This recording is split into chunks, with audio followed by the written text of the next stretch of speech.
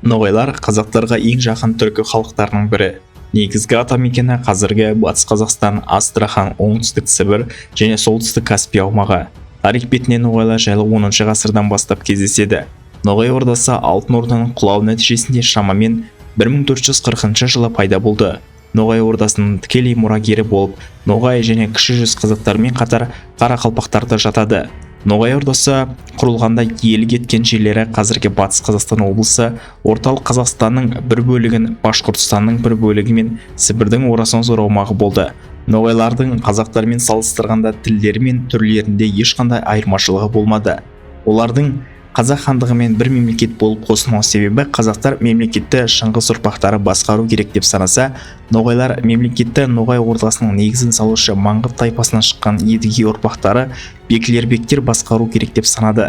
Ноғай басшылары басқа тайпалар сияқты қазақ хандарын мойындау тәуелсіздіктен айырылуға алып келеді деп бір мемлекет болудан бас тартты. Едіге 15 ғасырдың басында Алтын Орда ішінде болып жатқан таққа таласты тиімді пайдаланып, Шыңғыс ұрпақтарының қажеттілерімен байланыс орната біліп, Бекілербек дәрежесін алып бар күшін өз жерін қорғап дамытуға салды. Едігенің басқаруындағы жерге басқа да ұлыстардан көптеген адам келу арқылы болашақта Ноғай ордасының негізі салуына түрткі болды. Алтын Орданың ыдырауымен Ноғай ордасы бөлек мемлекет болып шығып, сауда жағынан өте маңызды болып табылатын Сарайшық қаласын астанасы етіп жариялады. Ноғайлардың басты назары солтүстікте, яғни Сібірде болып, Қазан, Астрахан, Қырым хандықтарында болды. Дегенмен Алтын Орда түркілерінің арасында көптеген келіспеушіліктер де болды. Алтын Орда құлау нәтижесінде пайда болған Қазақ хандығы, Әбілхайыр хандығы, Астрахан хандығы, Сібір хандығы, Қасым хандығы, Қырым хандығында Шыңғыс ұрпақтары билікте болды және олар тығыз байланыс орнатып одақтасудың орнына бір-бірін бөлініп кеткен сепаратистер деп мойындамады. Бұл аталған әрбір хандықтың хандары өздерін ұлы хан болуға лайықтымыз деп санап, басқаларын бүлікшілер ретінде қарады. Сондықтан түркі хандықтары бір-бірін аяусыз қырып жатты. Ал орыстар бұл жағдайды тиімді пайдаланып, бір-біріне айдап салып отырды. Әсіресе Ноғай ордасы Қырым хандығынан жойқын соққыларға тап болып отырды. Ал оңтүстікте жаңадан құрылған Қазақ хандығы күш алып келе жатты. Әбілхайыр хандығы қазақтармен қатар ноғайлармен де жауласты. Сол себепті Қазақ Ноғай одақтаса отырып, Әбілхайыр хандығымен күрес жүргізді. Ақыры Әбілхайыр ұрпағы Шайбаншақ жеңіліске ұшырап, қазіргі Өзбекстан жеріне қашып барып, сонда билікті Бабырдан тартып алып, Бұхар хандығының негізін салды. Ал қазақтар Әбілхайыр хандығын жаулап алып, ноғайлармен шекаралас болды. Қазақ-Ноғай шекарасының жақындасуы олардың соғысуына алып келді. Бұған себеп ноғайлардың қазақтармен жасалған достықты бұзып, Бұхар хандығының жағына өтіп кету еді. Дегенмен, ноғайлардың бір бөлігі қазақтарды қолдауы Ноғай әскерінің қазақтарға бір бүтін болып қарсы тұруына кедергі болды. Бұрындық ханның бастауымен қазақтар Ноғай әскерін күйрете жеңді. Сыр бойындағы қалалар үшін болған қазақ-өзбек соғысы өзбектердің әзірбайжандармен және ауғандармен соғысуына байланысты саябырсығандықтан қазақтарға ендігі жерде бар күшін Ноғай ордасына жұмылдыруына жол ашылды. Ал бұл кезде ноғайлар Қырым және Астрахан татарларымен қақтығысып жатқан. Соны пайдаланған Қасым хан Ноғай ордасына басып кіріп, астанасы Сарайшық қаласын жаулап алды.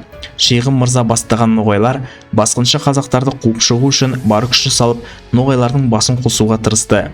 Бірақ 1519-1520 жылдары болған Қазақ-Ноғай соғыстарында Қасым хан Шейхым мырзаны күйрете жеңіп тастады. Қазақтардың жеңісі ноғайлардың Волга өзенінен арасып көшіп кетуіне себеп болды. Тахир мен Бұйдаш хандардың тұсында қырғыздар ұйғырлармен соғыста қазақтардан көмек сұрап келуіне байланысты қазақтардың негізгі күші қырғыздарға көмектесу үшін Шығыс Түркістан жеріне аттанып кеткен болатын. Соны пайдаланған ноғайлар 1525-1526 жылдары кейбір жерлерін кері қайтарып алды. Бұл уақытта Хақназар сұлтан ноғайлардың арасында болып, олардың жай күйімен әлсіз тұстарын мұқият зерттеді. Ноғайлар жоғалтқан жерлерін түбегейлі қайтарып алу үшін өзбектермен одақ құрып, екі жақтап соққы беру арқылы қазақтарды әлсіретуге талпынды. Бірақ Қазан татарларынан қауіп төнгендіктен бұл ойын іске асыра алмай уақытша бітім жасасуға мәжбүр болды. 1550 жылдардың шамасында Ноғай ордасына сұмдық жұт болып мал тегіс қырылды. Артынша жұқпалы ауру шығып, Ноғай халқының 50% қырылып қалды. Хақназар хан таққа келісімен қазақ әскерін қайта жасақтап Ноғай ордасына жаңа жорыққа шықты. Қазақ-Ноғай соғысында қазақтар жеңіске жетіп, қазіргі Батыс Қазақстан жерін жаулап алды. Ноғай ордасы үшке бөлініп кетті. Бір тобы қазақтардың билігін мойындап, кіші жүз болып аталды. Оларды Хақназар хан құшақ жая қарсы алып, басқа қазақтармен бірдей құқық берді. Тағы бір тобы қарақалпақтар болды. Олар да қазақтардың билігін мойындап, жыл сайын салық төлеп тұруға және соғыс бола қалған жағдайда әскери көмек беруге міндеттелді. Бірақ қарақалпақтардың өз хандары болды және қазақтар олардың ішкі ісіне араласпады. Қазақтардың билігін мойындағысы келмеген ноғайлар солтүстікке үдере көшті. Хақназар әскер жіберіп, оларды мүлдем алыстап кеткенше жойқын соққылар беріп, аяусыз қырғынға ұшыратты. Олардың бір бөлігі қазіргі Украина жеріне дейін қашып кетті. Ол жақта да олардың бастары бірікпей, үлкен және кіші Ноғай ордасы болып екіге бөлінді. Бұл уақытта орыс мемлекетінде көп пайда түсіріп, басқа түркі мемлекеттерін талқандап келген Қырым татарлары естерін жинап, ендігі ары басты қауіп орыстардан келетіндігін түсініп, шапқыншылықтарды орыстарға арнаған болатын. Қырым татарлары ақылға келген байқаған орыстар көшпелі түркілерді талқандау үшін жаңа жендеттерді іздестіріп, Жоңғар жерінен қалмақтарды көшіріп алып келді.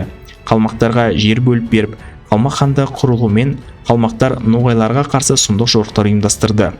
1634 жылы қалмақтар үлкен ноғайларды талқандап, оларды кіші ноғайларға және солтүстік Кавказға қашуға мәжбүрледі. 1783 жылы ноғайларды біржолата құрту мақсатпен орыс патшайымы Екатерина II генерал Суворовқа ноғайларға қарсы жорық жасауға бұйрық берді. Суворов біріккен қалмақ, орыс, казак әскерлерімен ноғайларға күтпеген жерден шабуыл жасады. Ноғайлар да бар күштерін салып, екі жақ бір күн бойы тоқтаусыз соғысты. Дегенмен көшпенділер сияқты соғысатын қалмақтар және пушка мылтықтармен қолдау берген орыс әскерлері жеңіске жетті. Бұл соғыста ноғайлардың ең мықты деген жауынгерлері опат болды. Суворов ноғайларға еш аяушылық көрсетпей, тіпті әйелдер мен балаларды да қырып салды. 500 мың ноғай қайтыс болып, тағы миллионы Осман империясына, бір бөлігі Кавказға қашып кетті. Ноғай ордасынан босаған кең байтақ аумаққа орыстар мен немістер қоныстанды. 19 ғасырда болған Қырым соғыстарында орыстар жеңіліп, ноғайларды Осман империясына еліктедіңдер деп айыптап қудалау жүргізді. Осы жағдайларға байланысты тағы 50 мың ноғай Осман империясына кетуге мәжбүр болды. Қазіргі уақытта Ресейдегі ноғайлар көбіне Дағыстанда көптеп қоныстанған, сандары шамамен 120 мыңға таяу, ал Түркиядағы ноғайлардың саны белгісіз. Басқа да түркі халықтары жайлы шығарылып болғанын қаласаңыздар, маған лайк басу арқылы білдіре аласыздар және арнаға жазылып қолдау көрсетуді ұмытпаңыздар.